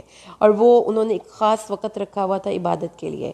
تو جب ان کے پاس, داود کے پاس, دو لوگ دیوار پھلانگ کر آئے, یعنی حضرت داود کا ایک مخصوص وقت تھا عبادت کا, اس عبادت کے وقت میں خلل ڈالنے کے لیے دو لوگ آئے کیونکہ وہ آپس میں جھگڑا کر رہے تھے. انہوں نے آ کر بتایا کہ بھئی ہم آپس میں, آپ ہم سے خوف زدہ نہ ہوں, ہم آپ کے پاس اس لیے نہیں آئے کہ ہم کوئی نقصان پہنچانا چاہتے ہیں دیوار پھلانگ کر, ہم اس لیے آئے ہیں کہ ہم آپ سے اپنے ایک مقدمے کا فیصلہ چاہتے ہیں. اور مقدمہ کیا ہے کہ یہ میرا بھائی ہے, اس کے پاس 99 بکریاں یا دمبیاں ہیں, اور میرے پاس جو مقدمہ مدعی تھا میرے پاس صرف ایک دمبی ہے, اور یہ جو میرا بھائی ہے وہ مجھے کہتا ہے کہ اپنی ایک دمبی بھی مجھے دے دو, اور مجھ پر وہ کیا کر رہا ہے, زیادتی کر رہا ہے, مجھے بات کرنے میں سختی کر رہا ہے. یہ میرا بھائی جو ہے مجھے کہہ رہا ہے اپنی ایک یہ دمبی بھی مجھے دے دو. تو حضرت داود کو جب پتہ چلا کہ یہ تو مجھ پر تو ایز اے لیڈر یہ فرض بنتا ہے کہ میں آل ٹائم اویلیبل ہوں, تو یہ میرے لیے درست نہیں تھا کہ میں ایک مخصوص وقت میں عبادت کروں دروازے بند کر کے. اس سے بہتر ہے کہ میں اپنے آپ کو لوگوں کے لیے اویلیبل رکھوں. تو اس لیے پھر انہوں نے اللہ سے اس کی توبہ کی. انہوں نے کہا کہ ہاں, انہوں نے ان کے مقدمے کا فیصلہ بھی کیا. پھر اللہ تعالیٰ نے ان کی آزمائش جو کی تھی, اب اس آزمائش کے بارے میں کچھ علماء کی یہ رائے ہے کہ حضرت جو تھے داود علیہ السلام, ان کی 99 وائفز تھیں, اور ان کو اپنے کسی مصاحب کی بیوی بڑی پسند آ گئی, اور اس پہ اس نے ان کو کہا کہ تم اس کو طلاق دو, تو میں ان سے شادی کرنا چاہتا ہوں. تو پھر اس کے بعد اللہ تعالیٰ نے ان کو سمبولیکلی یہ بات سمجھائی کہ اس کے پاس, بیچارے کے پاس ایک ہی بیوی ہے, تم اس سے طلاق دلوا کر اپنی 99 بیویوں میں شامل کرنا چاہتے ہو, تو یہ ظلم نہ کرو. حضرت داود کو جب یہ پتہ چلا کہ واقعی یہ میں غلط سوچ رہا تھا, غلط مطالبہ کر رہا تھا, تو انہوں نے اللہ تعالیٰ سے معافی مانگی. یہ کچھ تفاسیر میں اس کا یہ بھی ذکر ملتا ہے, اور کچھ تفاسیر کہتی ہیں کہ نہیں, انبیاء کی شان اس سے بلند ہے کہ وہ اس طرح کا کوئی ظلم کا کسی پر مطالبہ کریں. واللہ عالم, اللہ کو پتہ ہے کہ اس کے پیچھے کیا وہ آزمائش تھی. لیکن یہ دو چیزیں ہیں جو آپ کے سامنے ہم نے پیش کر دیں. پھر اللہ نے اس کو بخش دیا. ایک جو مفسر ہیں وہ یہ کہتے ہیں کہ نہیں, یہ نہیں تھا, وہ یہ تھا کہ وہ عبادت کر رہے تھے سیپریٹلی بیٹھ کر, اور معاملات سے کٹ آف تھے اپنی اسٹیٹ کے, تو یہ شاید ان کی آزمائش تھی. اس کے بعد داود کو اللہ تعالیٰ نے زمین میں لوگوں کے لیے خلیفہ بنایا, اور ریکمینڈ کیا کہ لوگوں کے درمیان حق کے ساتھ فیصلے کر, اپنی خواہشات کے پیچھے مت چل, اور جو اللہ اپنی خواہش کے پیچھے چلتا ہے, اپنی سوچ کے مطابق فیصلے کرتا ہے, اپنی خواہش کو اپنا معبود بنا لیتا ہے, تو وہ گمراہ ہو جاتا ہے. اس لیے یہ ایک بہت بڑا میسج ہے کہ فیصلہ کرنا ہے تو پھر خواہش کے پیچھے نہیں چلنا. اچھا جی, اس کے بعد ہمارے پاس آ جاتی ہے آیت نمبر 30 to 40. یہ آیت ہے حضرت سلیمان کے حوالے سے, اور داود کو سلیمان عطا کیا. سلیمان جیسا بلند مرتبے والا اللہ نے جو سلیمان کا بیٹا حضرت داود کو دیا, تو یہ بھی ایک بہت بڑی عطا تھی. ایک تو اللہ نے ان کو حکومت دی, اور اس کے ساتھ ان کو بہت ہی اچھا بیٹا دیا, حضرت سلیمان علیہ السلام. اور حضرت سلیمان علیہ السلام جو تھے بہت بڑے واریر تھے, اور ان کی جو حکومت تھی وہ بہت سٹرونگ تھی, وہ کہ ایون کہ جنات پہ بھی حکومت کرتے تھے. تو جب ان کے سامنے دن کے پچھلے پہر اصیل تیز رفتار گھوڑے پیش کیے گئے, اور یہ انہوں نے گھوڑے جنگ کے لیے سدھائے ہوئے تھے, ان کو اس لیے پالا ہوا تھا, تو اس لیے پھر انہوں نے ان سے بہت محبت کا اظہار کیا. انہوں نے کہا کہ اسماعیل کی محبت کو اپنے رب کی یاد کی وجہ سے دوست رکھا ہے, اور سورج پردے میں چھپ گیا. یعنی بال کی محبت تو ویسے تو اتنا کوئی قابل تعریف چیز نہیں کہ آپ مال سے بہت محبت کریں، لیکن جو یہ مال ہے کہ جس کی وجہ سے میں اپنے رب کی حمد و ثنا کر سکتا ہوں اور اس کے راستے میں جہاد کر سکتا ہوں، تو اس لیے میں اس مال سے بڑی محبت کرتا ہوں۔ اور اس طرح سے پھر وہ جب ان کو گھوڑوں کو لایا تو ان کو سدھایا، ان کے ساتھ کام کیا، ان کے ساتھ ان کی پنڈلیوں پر ان پہ انہوں نے سہلایا، ان کو پیار کیا۔ اور پھر اس کے بعد اللہ تبارک و تعالیٰ نے فرمایا اور سلیمان کو ہم نے آزمائش میں ڈال دیا۔ وہ کیا آزمائش تھی؟ حضرت سلیمان نے یہ وہ کیا تھا، یعنی کہ آپ کہہ لیں کہ وعدہ کیا تھا کہ آج میں اپنی 70 خواتین، ان کی جو بیویاں تھیں اس وقت، ان کو اجازت بھی ہوگی، ان کے پاس اتنی پاور بھی تھی کہ وہ ان بیویوں کے ساتھ جسمانی تعلق بھی پیدا کر سکتے تھے، اور وہ ایک ہی رات میں اپنی 70 بیویوں کے پاس جاؤں گا اور وہ ہر عورت ایک شہ سوار جنم دے گی، یعنی کہ ان کو یہ خواہش تھی کہ ان کی اپنی اولاد جو ہے وہ دین کے راستے میں مجاہد ہو، لیکن انہوں نے انشاءاللہ نہیں کہا۔ تو پھر اس کے بعد کیا ہوا کہ ایک عورت صرف حاملہ ہوئی ان کے اپنے ہسبینڈ کے ان کے پاس آنے سے، اور انہوں نے بھی کوئی صحیح سالم بچے کو جنم نہیں دیا، ایک صرف معذور ایب نارمل بچے کو جنم دیا۔ انہوں نے کہا اے میرے پروردگار، یہ بہت ہی خوبصورت حضرت سلیمان کی دعا تھی، اور وہاب کا لفظ کی جو ہے یہاں پہ بہت اچھی تفسیر بھی ہو جاتی ہے۔ حضرت سلیمان نے کہا کہ اے وہاب، اللہ کے اس نام سے اللہ کو پکارا کہ مجھے ایسی بادشاہت دینا کہ میرے بعد کسی کو بھی نہ ملے۔ تو اس لیے اگر آپ نے اپنی زندگی میں اللہ سے کوئی ایسی دعا کرنی ہے کہ جس میں آپ سمجھتے ہیں کہ وہ اللہ تعالیٰ مجھے عطا فرمائے، اللہ کی صفت وہاب کا اس میں پھر اللہ کو واسطہ دیا کیجئے کہ اللہ تعالیٰ کسی کو یوں، جیسے وہ اردو کا محاورہ چھپر پھاڑ کے دینا، پھر ایسے اللہ نے حضرت سلیمان کو دیا کہ ان کو ہوا بھی ان کے تابع کر دی کہ وہ 1 مہینے کی مسافت کے مطابق ان کو لے کر نرمی سے چلتی تھی، یعنی کہ وہ ہوا ان کے لیے سختی تھی۔ اور پھر ان کو اللہ نے شیاطین پر حکومت دی، اور وہ جو ان کے لیے ماہر معمار تھے شیاطین، اور حضرت سلیمان نے ان کی طاقتوں کو استعمال کرتے ہوئے ان سے تعمیرات کروائیں، ان کو سمندر میں غوطے دلوائے، اور کچھ اور بھی تھے جو سرکش تھے، جو ان کی بات نہیں مانتے تھے۔ حضرت سلیمان نے ان کو جکڑ کر ایک ہی زنجیروں میں جکڑ کر ان کو پھینک دیا۔ تو اللہ تعالیٰ نے حضرت سلیمان کی طاقت اور ان کی حکومت کا یہاں پہ ذکر کیا ہے۔ تو اللہ نے فرمایا یہ ہماری تم پر عطا ہے، اب تم کسی پر احسان کرو یا احسان روک لو، تمہیں اس کا کوئی حساب کتاب بھی نہیں، کوئی حساب نہیں ہے۔ اس طرح سے اللہ نے حضرت سلیمان کو حکومت دی تھی، اور وہ ہمارے پاس قرب اور اچھا ٹھکانہ رکھتے تھے۔ اور آگے جو ہمارے پاس آیت آتی ہے 41 سے، وہ حضرت ایوب کی آتی ہے۔ جو حضرت ایوب تھے ان کو شدید بدنی تکلیف اور شدید بیماری سے آزمایا گیا تھا۔ حضرت ایوب کو اللہ تبارک و تعالیٰ نے صبر کے سمبل کے طور پر پیش کیا ہے بیماری کے موقع پر، اور ان کی جو دعا ہے رب انی مسنی الشیطان بنصب وعذاب، کہ اللہ مجھے شیطان کی طرف سے تکلیف اور دکھ پہنچا ہے۔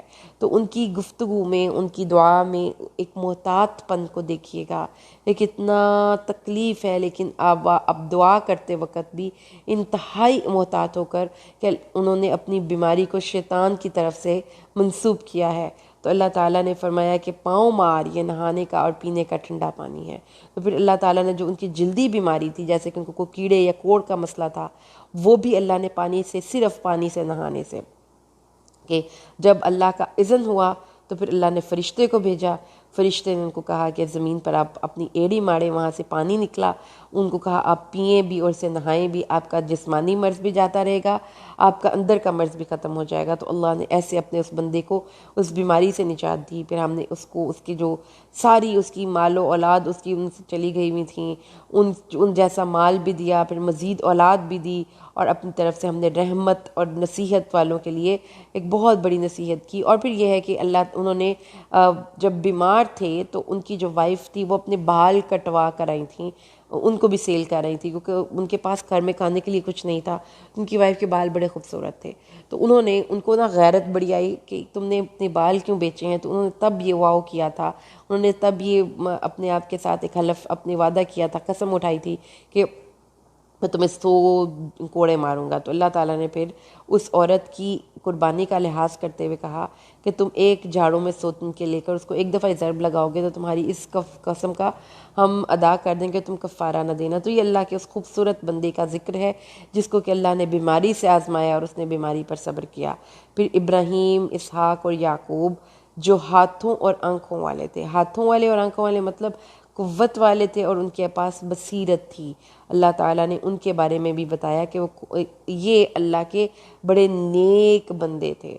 اچھا، اس کے بعد ہمارا نیکسٹ کویسچن کو اس کا دیکھیے جی، حضرت ایوب آیت نمبر ہمارا کویسچن نمبر 22 ہے اور 45 آیت کریمہ ہے کہ اللہ تعالیٰ نے ان بندوں کو اپنے خاص گھر کی یاد کے ساتھ چن لیا تھا، ان کے دل میں آخرت کی یاد تھی اور یہ خاص شوق اور تجسس سے اس کو یاد کرتے تھے اور ہر وقت اپنی آخرت کے بارے میں کوشش کرتے رہتے تھے، اور یہ ہمارے چنے ہوئے بہترین لوگوں میں سے تھے۔ تو یاد رہے گی یہ بات کہ اللہ کے چنے ہوئے بہترین لوگ کون ہوتے ہیں؟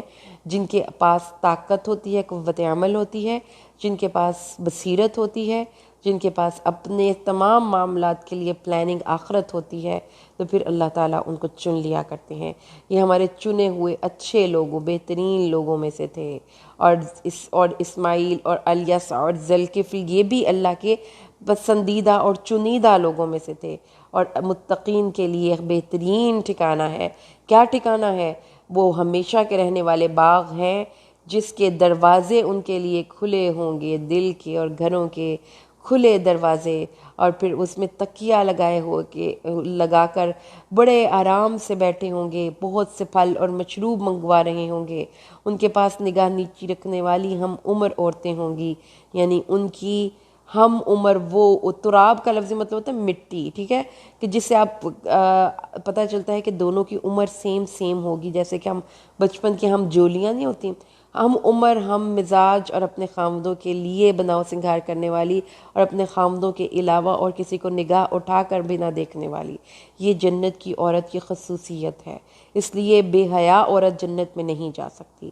اللہ نے فرمایا ہے یہ ہے وہ وعدے کا دن اور یہ ہمارا رزق ہے، اور جو طاغین ہے، سرکش ہے، ان کے لیے برا ٹھکانہ ہے جہنم، جس میں وہ داخل ہوں گے، اور وہ برا بچھونا ہے۔ اور اللہ فرماتا ہے یہ ہے وہ چکھو کھولتا ہوا پانی اور پیپ کیا، جو زخموں کی دھون ہوتی ہے نا، جسے زخم دھوتے ہیں اور ساتھ میں پیپ کا بھی ملاوٹ ہو جاتی ہے، تو یہ سخت گرم پانی اور سخت غلیظ کنٹامینیٹڈ وہ پیپ پئیں گے، اور اللہم لا تجعلنا برحمتک منہم، اور حمیم و غساق یعنی بہت ہی عجیب و غریب قسم کے ان کے ڈرنکس ہوں گے، زمہریر، سموم، زقوم، سعود، اور یہ حمیم اور غساق، یہ کبھی ان کو زخموں کی پیپ پلائی جائے گی، کبھی ان کو کھولتا ہوا پانی پلایا جائے گا، کبھی ان کو دوزخ کی آگ کے اندر سے نکلا ہوا غلیظ قسم کا کھانا کھلایا جائے گا۔ اللہم لا تجعلنا برحمتک منہم۔ اور پھر اللہ نے فرمایا ہے یہ ایک ایسی فوج ہے، ایک ایسا گروہ ہے جو گھستا چلا آ رہا ہے اور ان کو کوئی خوش آمدید کہنے والا نہیں۔ تو یاد رہے گی یہ بات بھی ہمیں کہ یہ انسان کے اندر نا، یہ بہت اس کو یہ چیز ناپسند ہوتی ہے کہ وہ کہیں جائے اور لوگ نہ اس کو سلام دعا کریں، نہ اس کو بٹھائیں، بلکہ وہ خود ہی جا کر بیچارہ جہاں دل کرے بیٹھ جائے۔ جنتیوں کو آپ نے دیکھا کہ کیسے اکرام کے ساتھ لے کر جائے گا، وہاں پر ان کو فرشتے اکرام کے ساتھ بلائیں گے، ان کو ان کی جگہ دکھائیں گے، ان کو سلام کریں گے، اور جو دوزخی ہیں وہ ایک ایسا گروہ ہے جو خود بخود گھستا چلا آ رہا ہے، ان کو وہاں پہ کوئی مرحبا نہیں کہے گا۔ تو جو لوگ دنیا میں اس قسم کی مہمان نوازی کرتے ہیں کہ ان کے گھر کوئی گیسٹ چلا جائے تو وہ اس کو آگے بڑھ کر خوش اخلاقی سے نہیں ملتے، تو وہ دوزخی لوگوں والی کوالٹی اپنے اندر لے کر بیٹھے ہوئے ہیں۔ تو اس بات کو یاد رکھیں کہ بہت عمدہ کوالٹی ہے کہ اچھا میزبان بنے اور اچھی مہمان نوازی کریں، یہ قرآن کی آیت ہمیں بتاتی ہے۔ اچھا جی، اس کے بعد آگے چلیے تو ہمارے پاس نیکسٹ آ جاتا ہے آیت نمبر ہمارے پاس 75 سے 85 تک ہے۔ اللہ تعالیٰ ارشاد فرماتے ہیں، اب یہاں پر اگین قصہ آدم و ابلیس ہے جو ہم مختصر سا پڑھیں گے. ہم نے اس کو ایک کافی زیادہ دفعہ پڑھا ہوا ہے. 71 سے پڑھنا شروع کیجئے. جب تیرے رب نے فرشتوں سے کہا کہ بے شک میں تھوڑی سی مٹی سے ایک بشر بنانے والا ہوں. اللہ تعالیٰ نے بتایا کہ فرشتوں کے ساتھ اللہ نے یہ بات بتائی تو جب میں اس کو پورا بنا چکوں اور اسے اپنی روح سے پھونک دوں تو تم اس کے سامنے سجدہ کرتے ہوئے گر جانا. تو سب نے سجدہ کیا سوائے ابلیس کے. اس نے تکبر کیا اور وہ کافروں سے ہو گیا. تو اس نے کہا اے ابلیس تجھے کس چیز نے روکا کہ تو اس کے لیے سجدہ کرے جسے میں نے اپنے دونوں ہاتھوں سے بنایا؟ کیا تو بڑا بن گیا یا تو تھا ہی اونچے لوگوں سے؟ تکبر. ٹھیک ہے، اللہ تعالیٰ نے کہا کہ تکبر کیوں کر رہا ہے؟ کیا تو تکبر اب کر رہا ہے کہ تو پہلے سے ہی سوچ کے بیٹھا تھا کہ میں بہتر ہوں؟ تو ابلیس نے کہا انا خیر منہ، میں اس سے بہتر ہوں. کیسے بہتر ہوں؟ اس کے پاس دلیل نہیں تھی لیکن بیس لیس ایزامپشن تھی. اپنے طور پر اس نے یہ سوچ لیا کہ میں اس سے بہتر ہوں. تو نے مجھے آگ سے اور اسے مٹی سے بنایا ہے. اللہ تعالیٰ نے فرمایا کہ یہ اچھا. اب بدتمیزی کے جواب میں پھر وہ فوراً اس کو اس کے ہائی سٹیٹس سے معزول کر دیا گیا. آپ کو پتہ ہے کہ جو ابلیس تھا وہ فرشتہ نہیں تھا، وہ اصلاً جن تھا اور اس کے اندر سرکشی تھی. اس لیے اللہ تعالیٰ نے پھر اس کو وہاں سے نکال دیا، اس کو رجیم کر دیا. رجیم رجم سے ورڈ نکلتا ہے، یعنی کہ انتہائی ذلیل کر کے، اور پھر قیامت کے دن تک اپنی لعنت اس پر اللہ نے چسپاں کر دی، اور ہر اس شخص کے لیے بھی جو شیطان کا ساتھی بن جاتا ہے. تو پھر جب یہ سب کچھ ہو گیا تو وہاں پر اس نے اللہ سے ایک دعا کی. اب دیکھیں کہ اللہ نے اس کی دعا قبول کی ہے. اس نے کہا اے اللہ مجھے مہلت دے جس دن تک یہ اٹھائے جائیں گے، اور اللہ نے کہا تجھے مہلت دی جاتی ہے. تو وہ یہ بھی تو دعا کر سکتا تھا کہ اللہ مجھے معاف کر دے، لیکن دیکھیں کہ اس کی بیڈ چوائس نے اس کو کہاں پہ کھڑا کیا. انٹیلیجنٹ وہ تھا، اس میں کوئی شک نہیں، عبادت گزار بھی تھا، لیکن چوائس غلط کر بیٹھا. اور دعا کے معاملے میں بھی دیکھیں کہ اس نے انا میں آ کر ایک غلط دعا بھی کی اور اللہ نے فوراً اس کی دعا بھی قبول کر لی. تو اس نے کہا فَبِعِزَّتِكَ لَأُغْوِيَنَّهُمْ أَجْمَعِينَ، تو تیری عزت کی قسم میں ان سب کو اغوا کر کے لے جاؤں گا، اپنے ساتھ لے جاؤں گا، ان کو گمراہ کروں گا اور ان کو تیرے راستے سے اغوا کر لوں گا، سیدھے راستے سے، مگر ان میں سے جو تیرے خالص بندے ہیں. تو اللہ نے فرمایا یہ سچ ہے، اور بات تو یہ ہے کہ میں سچ ہی کہتا ہوں کہ جو بھی تیرے پیچھے چلے گا، اس بات کو ذہن میں رکھیے گا کہ ان سب کے ساتھ میں جہنم کو بھر دوں گا جو تیری پیروی کریں گے. کہہ دیجئے میں تم سے اس پر کوئی اجرت نہیں مانگتا، نہ میں بناوٹ کرنے والوں میں سے ہوں. تکلف، منہ بنا کر اور اس طرح سے دوسرے انسانوں کے سامنے بڑا بننا. تو اللہ فرماتا ہے کہ میں نبی صلی اللہ علیہ وسلم کی یہ عادت ہے کہ آپ تکلف نہیں کرتے تھے اور نہ ہی آپ کے ماننے والے تکلف کرتے ہیں. رسول صلی اللہ علیہ وسلم نے، حضرت انس فرماتے ہیں کہ ہمیں تکلف کرنے سے منع کر دیا ہے. ٹھیک ہے، تو تکلف میں پھر وہ سارا کچھ آ جاتا ہے کہ آپ کانٹا چھری لے کر کھائیں اور پھر ایسے منہ بنا کر بیٹھیں اور پھر اس کے بعد ٹانگ پہ ٹانگ چڑھا کے بیٹھیں اور تکلف کے ساتھ گفتگو کریں. دین اسلام میں سادگی اور تواضع، یہ دو دین اسلام کی امتیازی خصوصیات ہیں. سادگی اور تواضع، اور بناوٹ اور تکلف دین اسلام کو میں اللہ تعالیٰ نے کو بھی پسند نہیں اور رسول صلی اللہ علیہ وسلم کا بھی اسوہ نہیں ہے. کویسچن نمبر 25 دیکھیے، سورۃ الزمر سے نکلا ہے یہ کویسچن. یہاں پر ہماری جو کویسچن ہے 25، یہ سورۃ الزمر کی آیت نمبر 3 to 7 ہے. اللہ تعالیٰ ارشاد فرماتے ہیں سن لو خالص دین صرف اللہ ہی کا حق ہے، یعنی دین اللہ ہی کے لیے خالص کر کے اللہ ہی کی عبادت ہونی چاہیے. تو اللہ کو خالص چیز پسند ہے، ایمان جس میں کسی قسم کی کفر کی، شرک کی، ریاکاری کی آمیزش نہ ہو. اور وہ لوگ جنہوں نے اللہ کے سوا حمایتی بنا رکھے ہیں وہ کہتے ہیں ہم ان کی عبادت نہیں کرتے مگر اس لیے کہ یہ ہمیں اللہ سے قریب کر دیں. یہ ہمارے آج کے دور کے لوگوں کا بھی مکالمہ ہوتا ہے. جب ان سے کہا جاتا ہے کہ تم یہ یہ قبر کے پاس جا کے دعائیں نہ کرو، تو وہ کہتے ہیں مانگتے تو ہم اللہ سے ہی ہیں، لیکن چونکہ ہم گناہ گار ہیں اس لیے اللہ تعالیٰ ہماری اس طرح سے نہیں سنتا جس طرح سے ان کی سنتا ہے. اللہ تعالیٰ ان کی سفارش سے ہمیں ہمارے معاملات کو درست کر دیتے ہیں. ان کے طفیل یا ان کی وساست سے یا آپ دوسرے لفظوں میں کیا کہہ سکتے ہیں اس کو، کہ ان کے وسیلے سے ہم اللہ سے مانگتے ہیں. تو اللہ تعالیٰ کے یہی مشرکین کا عقیدہ تھا. وہ کہتے تھے ہم ان کی عبادت اس لیے کرتے ہیں کہ یہ ہمیں اللہ سے قریب کر دیں، اچھی طرح قریب کرنا. تو یہ عقیدہ اللہ نے رد کر دیا. اللہ نے کہا کہ اللہ تعالیٰ کے لیے دین کو خالص کرو، اللہ تعالیٰ ہی کے لیے خالص کرو، اور درمیان میں کسی قسم کا کوئی واسطہ یا وسیلہ نہ ڈالو. اللہ کے قرب کا ذریعہ حاصل کرنے کا جو ذریعہ ہے اللہ کا قرب، وہ تمہارے نیک اعمال ہونے چاہیے، نہ کہ تم کسی انسان کا سہارا ڈھونڈو. اگر اللہ چاہتا کسی کو اولاد بنائے تو ان میں سے جنہیں وہ پیدا کرتا ہے، جسے چاہتا ضرور چن لیتا. وہ پاک ہے، وہ تو اللہ ہے جو اکیلا ہے، بہت غلبے والا ہے. اللہ تعالیٰ نے فرمایا اولاد اگر اللہ نے لینی ہوتی تو اللہ تعالیٰ بیٹیاں ہی کیوں منتخب کرتا؟ اللہ تعالیٰ سب سے بیسٹ اپنے لیے کیوں نہ پیدا کر کے ان کو اپنی اولاد بناتا؟ یہ غلط ہے جو تم کہہ رہے ہو. تو مشرکین کے دوسرے عقیدے کی نفی ہو گئی. پھر پانچواں ہے، اللہ فرماتا ہے کہ اللہ نے زمین اور آسمان کو حق کے ساتھ پیدا کیا ہے. بار بار اللہ آسمان اور زمین کو اپنی قدرت کی نشانی کے طور پر پیش کرتا ہے. وہ رات کو دن پر لپیٹتا ہے اور دن کو رات پر لپیٹتا ہے.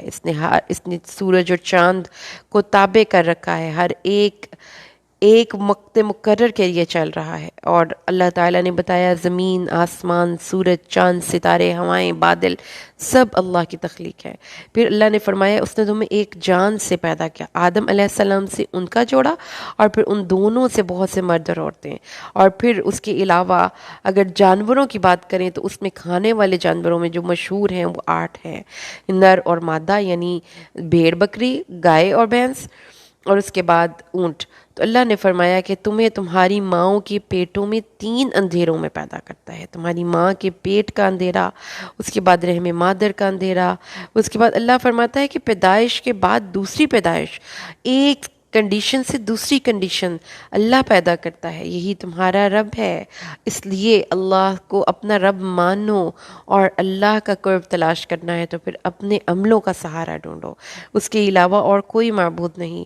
اور پھر آیت نمبر 7 میں اللہ نے فرمایا ٹھیک ہے اتنی تمہیں نشانیاں بتا دیں، بار بار سمجھا دیا، تم نے شکری کر کے منہ پھیر دیتے ہو، اللہ کی بات نہیں مانتے، تو نقصان کس کا ہوگا؟ اللہ کو اپنے بندوں کی ناشکری سے کوئی پرابلم نہیں ہے. اس کی حکومت میں، اس کی طاقت میں کوئی کمی نہیں آتی. اور تم اگر اللہ کے سامنے اپنا سر جھکاتے ہو تو اللہ تعالیٰ کا کوئی تم اللہ کی ذات پہ احسان نہیں کرتے. اللہ تعالیٰ اپنے بندوں کے لیے ناشکری کو ویسے پسند نہیں کرتا. ناشکری مینز آپ اللہ کی دی گئی نعمتوں کو فور گرانٹیڈ لیں کہ یہ تو مجھے ملنی ہی تھی، میرا حق تھا، مجھے نہ. تو اس میں ایسی کون سی بڑی بات ہو گئی کہ مجھے اللہ نے آنکھیں دے دیں؟ کیا اللہ تو ساری دنیا کے پاس ہی تو آنکھیں ہیں، میرے پاس نہیں آ گئی ہیں تو کون سی بات ہے؟ یہ ایک قسم ناشکری کی فارم ہے. دوسرا، اللہ نے آنکھیں دی، اس کا آپ استعمال غلط کریں، غلط چیزیں دیکھیں، غلط کانٹینٹ دیکھیں. پھر تیسری چیز، ان آنکھوں کو آپ اندھیرے میں بھی اس کو استعمال کریں، روشنی میں بھی استعمال کریں، اس کی حفاظت نہ کریں. تو اللہ فرماتا ہے کہ ناشکری اللہ کو اپنے بندوں کی طرف سے پسند نہیں. اگر تو وہ اسے تمہارے لیے پسند کرے. اور کوئی بوجھ اٹھانے والی کسی دوسرے کا بوجھ نہیں اٹھائے گی، کوئی جان کسی دوسرے کا بوجھ نہیں اٹھائے گی. اس لیے جو گناہوں کا بوجھ ہے وہ آپ کو خود اپنی کمر پر لادنا ہوگا. تمہارا لوٹنا تمہارے رب ہی کی طرف ہے، پھر وہ تمہیں بتائے گا جو تم کیا کرتے تھے. اور جب انسان کو کوئی تکلیف پہنچتی ہے تو وہ رب کو اس حال میں پکارتا ہے. انسان کی نفسیات ہے، تکلیف پہنچ جائے تو بڑے وظائف. اللہ فرماتا ہے رات دن اور پھر لیٹے اور کھڑے اور بیٹھے ہر وقت دعائیں مانگتا ہے. اور جب اللہ اس تکلیف کو دور کر دیتا ہے تو یوں گزر جاتا ہے گویا اس نے اپنے اللہ کو بلایا ہی نہیں اس تکلیف میں جو اس کو لگی تھی. اور اللہ کے ساتھ کسی اور کو اللہ جیسی محبت دینے لگتا ہے. اللہ کہتا ہے نہ شکر بندے تھوڑا سا فائدہ اٹھا لے. اللہ کی نعمتوں کی ناقدری کرنے والے تو آگ والوں میں سے ہوگا. اللہم لا تجعلنا منہم برحمتک. پھر وہ کہتا ہے یا وہ شخص بہتر ہے جو رات کی گھڑیوں میں سجدہ کرتے ہوئے، قیام کرتے ہوئے عبادت کرے، آخرت سے ڈرے، اللہ کی رحمت کی امید رکھے. یعنی کہ وہ ناشکرا بندہ جو صرف عبادت کرتا ہے میں اللہ تعالیٰ سے تکلیف کے وقت، وہ بہتر ہے، یا وہ جو ہر وقت اپنے اللہ کی عبادت کرتا ہے رات کی گھڑیوں میں بھی اور دن کے اوقات میں بھی؟ کیا جاننے والے اور نہ جاننے والے برابر ہیں؟ عالم اور جاہل برابر نہیں ہے. اللہ نے کہا ہے یہ برابر نہیں ہے. نصیحت تو بس عقل والے ہی حاصل کرتے ہیں. اللہ تعالیٰ سے اللہ نے فرمایا ہے، اللہ کے نبی نے فرمایا کہ اللہ ایک بندے کے دل میں یا تو امید رکھتا ہے یا خوف رکھتا ہے یا بے خوفی رکھتا ہے. اگر اللہ کا خوف ہے اس دنیا میں تو آخرت میں بے خوف ہوگا، اگر اس دنیا میں بے خوفی ہے تو آخرت میں خوف ہوگا. اس لیے اللہ نے فرمایا اے میرے بندو، کہہ دیجئے اے نبی، اے میرے بندو جو ایمان لائے ہو، اے میرے بندو اپنے رب سے ڈرو اور اللہ کی ناراضگی کا خوف کرو، اس کی طاقتوں سے ڈرو. ان لوگوں کے لیے جنہوں نے اس دنیا میں نیکی کی بڑی بھلائی ہے اور اللہ کی زمین بڑی وسیع ہے. اس لیے جنہوں نے اس دنیا میں نیکی کی ان کے لیے بھلائی ہے، اور صبر کرنے والوں کو ان کا اجر بے حساب دے دیا جائے گا. رسول صلی اللہ علیہ وسلم نے بھی اس کی حدیث میں بتایا جاتا ہے کہ جس نے بھی، ایک اور حدیث قرآن کی آیت میں آتا ہے کہ جس نے بھی نیک اعمال کیے، خواہ وہ مرد ہو یا عورت، تو یہ لوگ جنت میں داخل ہوں گے اور ان کو بے حساب اجر دیا جائے گا. تو صبر کیا ہے؟ اللہ کے احکامات کی پابندی پر صبر، اللہ کی منع کردہ چیزوں کے اجتناب پر صبر، اللہ تعالیٰ کی طرف سے آنے والی مصیبتوں پر صبر، اور صبر کرنے والوں کو اللہ بے حساب اجر دے گا. اس لیے اللہ نے اپنے نبی کو کہا کہ اے نبی مجھے حکم دیا گیا ہے کہ میں اللہ کی عبادت کروں خالص، اس کے دین کو خالص کرتے ہوئے، اور میں اسی کا فرما بردار ہوں. اس لیے اللہ کو خالص نیت کا خلوص چاہیے جب ہم اللہ تعالیٰ کے سامنے اللہ کی عبادت کرتے ہیں. اس کے بعد ہماری 16 آیتیں ہیں سورۃ الزمر کی. اللہ تعالیٰ ارشاد فرماتا ہے، آیت نمبر 15 اور 16 کو سنیے. اللہ فرماتا ہے کہ تو تم اس کے سوا جس کی چاہو عبادت کرو. بے شک اصل میں نقصان اٹھانے والے لوگ وہ ہیں، یعنی کہ آپ کو بہت سی چیزیں نقصان ہم اٹھاتے ہیں. کبھی کبھی ہماری محنتیں برباد ہو جاتی ہیں، کبھی کبھی ہم کوئی کھانا پکانے لگتے ہیں وہ جل جاتا ہے، کبھی کبھی یعنی کہ لاسٹ اپرچونٹیز ہماری زندگی میں، وہ نیگیٹو چیزیں، نقصانات، پریشانیاں. اللہ تعالیٰ نے فرمایا یہ کوئی پریشانی نہیں. اصل نقصان اور خسارہ اس کا ہے جس کی دنیا بھر کی کوششیں قیامت کے دن نکارت جائیں گی، جنہوں نے اپنے آپ کو اور اپنے گھر والوں کو خسارے میں ڈالا، اور یہ بہت بہت بڑا غبن ہوا اس کے ساتھ، بہت بڑا گھاٹا ہوا، بہت بڑا نقصان ہوا. اس لیے اللہ سے ڈریے. اور اس کے بعد اگلی آیت کریمہ میں اللہ فرماتا ہے وہ لوگ جن کے لیے آگ کے سائبان ہوں گے اور آگ ہی کے قالین ہوں گے، اوپر سے جو تمبو اور کناتے ہیں وہ بھی آگ کی، اور نیچے جن کے اوپر وہ چل رہے ہیں وہ فرش بھی آگ کے. اللہم لا تجعلنا برحمتک منہم. تو اللہ نے فرمایا اوپر پہ آگ، نیچے بھی آگ، آگ کے بستر، آگ کے کپڑے، آگ کی لگامیں، آگ کے ستون، یہ سب ان کو قیامت والا دن ملے گا. اس لیے میرے بندو ڈر جاؤ، یہ میرا خوف ہے جو میں تمہیں کروا رہا ہوں. آیت نمبر 22 اللہ تعالیٰ ارشاد فرماتے ہیں، سورۃ الزمر کی آیت نمبر 22 میں اللہ فرماتا ہے کیا وہ شخص جس کا سینہ اللہ نے اسلام کے لیے کھول دیا ہو تو اپنے رب کی طرف سے نور پر ہو، جو یہ لاک ہے نا دل کا، جس میں کفر، نفاق، حسد، بغض، یہ جب یہ لاک دلوں سے اترتے ہیں تو دل شیشے کی طرح چمکتے ہیں، تو پھر اس پر اللہ کی رحمت اور اللہ کی ہدایت کا نور جگمگاتا ہے.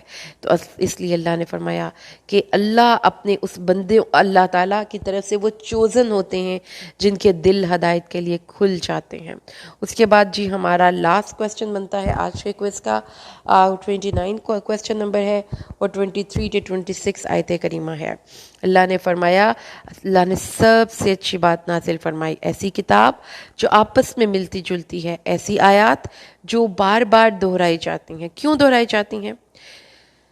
دیکھیں یہ کویسچن سم ٹائمز کچھ لوگوں کے دماغ میں آ سکتا ہے کہ ایک ہی مضمون کی آیات کو کیوں دہرایا جاتا ہے.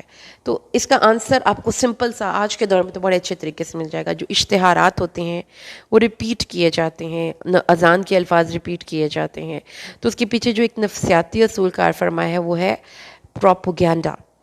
پروپوگینڈا جو ہوتا ہے وہ ایک ہوتا ہے کہ کسی ایک پوائنٹ کو اتنا ریپیٹ کیا جائے، اتنے کانٹیکس میں ریپیٹ کیا جائے، بار بار ریپیٹ کیا جائے، حتیٰ کہ وہ آپ کی اوپینین بن جائے، آپ کی سوچ کے اندر وہ چیز جا کر ٹھہر جائے.